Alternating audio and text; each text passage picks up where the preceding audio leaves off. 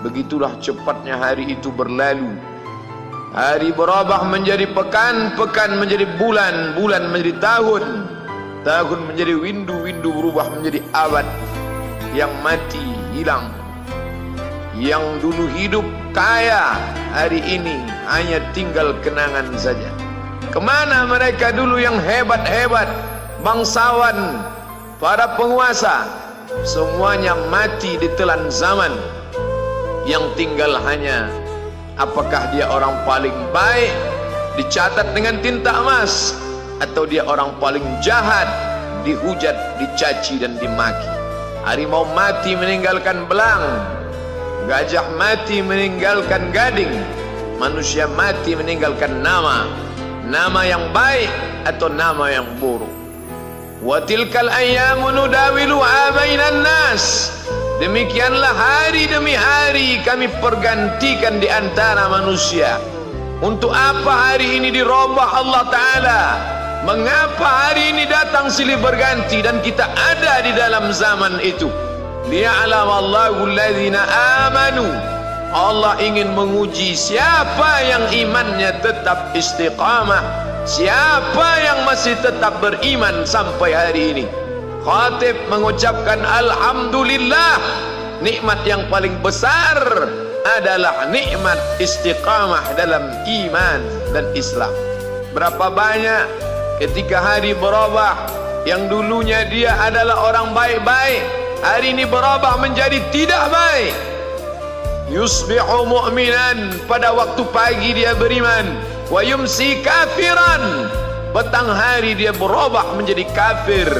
Maka kita selalu meminta, ya muqallibal qulub, wahai engkau yang membolak-balikkan hati, tsabbit qulubana, kokohkan hati kami, ala dinik, dalam agamamu, wa ala ta'atik, dalam ketaatan kepadamu.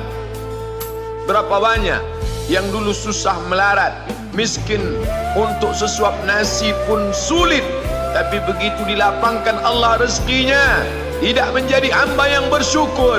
Dia lalai, dia sangka itu karena jerih payahnya, dia kufur nikmat Allah Subhanahu wa ta'ala.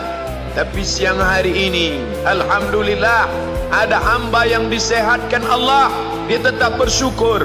Ada hamba yang ditingkatkan Allah rezekinya, dia tetap bersyukur. Ada hamba yang dinaikkan Allah kuasanya, dia tetap bersyukur. La in syakartum, kalau kamu syukuri nikmat itu, la azidannakum, pasti akan kutambah. Wala in kafartum, tapi ingat, kalau kamu kufur, kamu ingkar, inna azabi lasyadid, azabku amat sangat hebat, amat sangat dahsyat, amat sangat mengerikan. Berapa banyak orang di masa lalu mati dalam azab Allah Subhanahu wa ta'ala. Tapi itulah manusia, diambil dari kata nasya, lupa. Dia tidak pernah ingat apa yang pernah ditimpakan Allah kepada kaum-kaum sebelumnya. Wa ila samud akhahum salihah, kepada kaum Samud diutus Nabi Saleh. Mana mereka sekarang? Punah, musnah, tidak ada lagi di atas muka bumi Allah. Wa ila Madyan akhahum Syuaiba, kepada kaum Madian diutus Nabi Syuaib. Mana mereka sekarang? Punah, musnah, tidak ada jejaknya di atas muka bumi. Wa ila Adin akhahum Huda, kepada kaum Ad diutus Nabi Hud. Tidak satu pun ada di atas muka bumi. Tapi orang tetap juga angkuh dan sombong. Memang itulah manusia yang berada di atas muka bumi Allah Subhanahu wa ta'ala. Maka orang-orang yang baik tidak pernah berhenti mengajak kepada kebaikan. Umat ini dikatakan baik bukan karena banyak ibadahnya. Umat ini dikatakan baik bukan karena dia pergi bolak-balik ke kota Makkah Al-Mukarramah untuk haji dan umrah. Allah puji umat ini, kuntum khaira ummah, kalian umat terbaik. Kapan? Bila umat ini disebut umat terbaik? Ta'muruna bil ma'ruf, ketika engkau sanggup mengingatkan saudaramu dalam kebaikan. Pagi ingatkan tentang siang, siang ingatkan tentang petang, petang ingatkan tentang malam, malam ingatkan bahwa esok pagi kita tetap berbuat baik. Wa tanhauna 'anil munkar, larang mereka dari perbuatan mungkar. Maka hari-hari yang sudah kita lewati di masa yang lalu, sanggupkah akan pulang kembali? Pepatah Arab mengatakan lan tarji'al ayyamul lati madat, yang lalu tak dapat terulang kembali. Apakah semua itu berlalu begitu saja? Tidak ada yang percuma, tidak ada yang gratis, tidak ada yang sia-sia. Semua akan diminta pertanggungjawaban di hadapan Allah Subhanahu wa ta'ala. Sejak kita tegak di atas muka bumi ini, sejak kita diberikan nafas, diberikan hidup, diberikan nyawa, maka sejak itu kita ditanya, apa khalaqnakum abatha? Apakah kalian kami ciptakan sia-sia? Apakah kami sangka? Apakah kamu semua menduga bahwa kami menciptakan kamu lalu kamu tidak akan kembali menghadap kami? Semua akan diminta pertanggungjawaban di hadapan Allah Subhanahu wa ta'ala. Tidak ada kata yang dapat terucap dari lidah orang beriman selain ucapan astaghfirullahaladzim. Ampunkan segala dosaku di masa yang lalu. Aku lalai dan lupa ya Allah. Kami termasuk orang-orang yang menghilangkan usia kami ya Allah. Kami tak tahu ke mana umur kami selama ini. Berapa jam untuk perbuatan dosa, berapa untuk perbuatan maksiat. Padahal ketika tiba masanya, kami semua akan menghadapmu, dan pada saat itu semua akan dihitung menit demi detik. Detik semuanya tak ada yang dapat dari luput panggilan Allah Subhanahu wa ta'ala. Tidak ada yang lepas daripada pengawasan. Inna alaikum lahafizin, bersama kamu ada malaikat hafazah kiraman mulia katibin, mencatat. Ya'lamuna ma taf'alun, dia tahu semua yang kamu lakukan. Betapa waktu-waktu yang lalu itu tak dapat kita tebus dengan apapun selain kita perbaiki di masa yang akan datang. Tingkatkan kualitas salat berjamaah, tingkatkan membaca Al-Quran.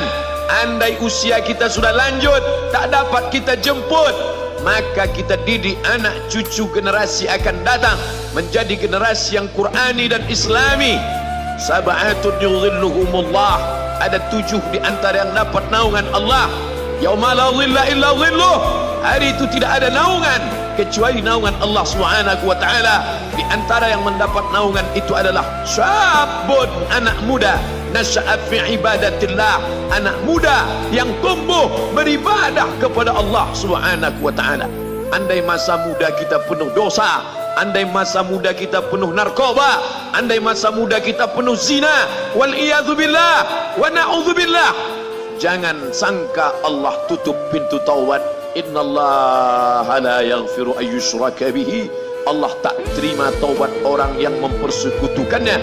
Wa yaghfiru ma duna dzalika liman yasha, tapi taubat selain itu diterima, dibukakan Allah Ta'ala. Mari perbaiki anak menantu, cucu, kawan, sahabat, andai talat, ajak ke jalan Allah Subhanahu wa ta'ala. Itulah salah satu memperbaiki yang masa lalu, kita perbaiki di masa yang akan datang.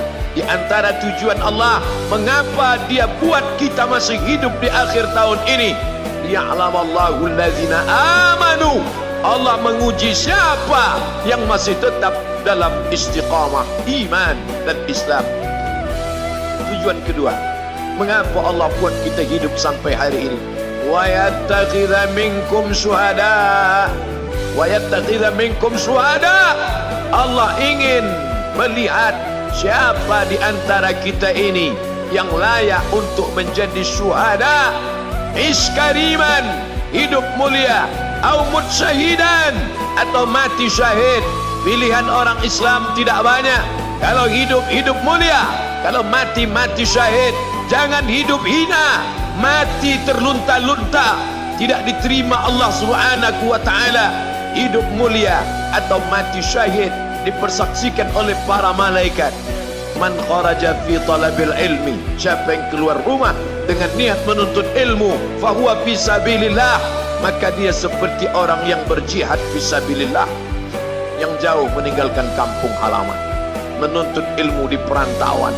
Jangan kau sangka kau anak yang terbuang, engkau adalah seorang syahid.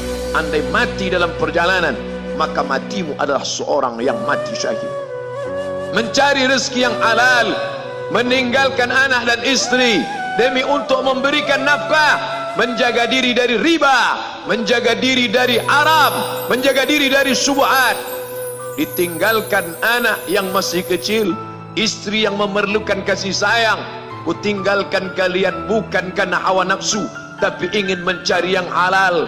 Tetesan air mata, penuh keringat dan kerinduan, munajat di tengah malam, dibayar Allah Ta'ala dengan tetesan darah seorang syahid. Man mata duna malihi, siapa yang mati membela kehormatan hartanya, fahuwa syahid, maka dia mati syahid. Betapa seorang yang susah melarat hanya untuk menjaga diri dari yang haram dan syubhat, Allah muliakan dia. Inna akramakum indallah, yang paling mulia di antara kamu di sisi Allah, atqakum, yang paling takut kepada Allah. Ramai kita di rumah Allah ini, yang paling kaya kah yang paling mulia? Tidak. Yang paling ganteng dan paling hebat kuasanya kah yang paling mulia? Bukan. Yang paling berilmu, buya, kiai, ulama, apakah dia yang paling mulia? Tidak ada jaminan. Tapi yang paling takut kepada Allah Subhanahu wa ta'ala, takut terjerumus dalam riba, takut terjerumus dalam syubhat, takut makan haram, sehingga dia biarkan dirinya dalam kesusahan, susah dalam pandangan manusia, melarat dalam pandangan orang kaya, tapi hidup mulia dalam pandangan Allah, para malaikat, nabi dan rasul.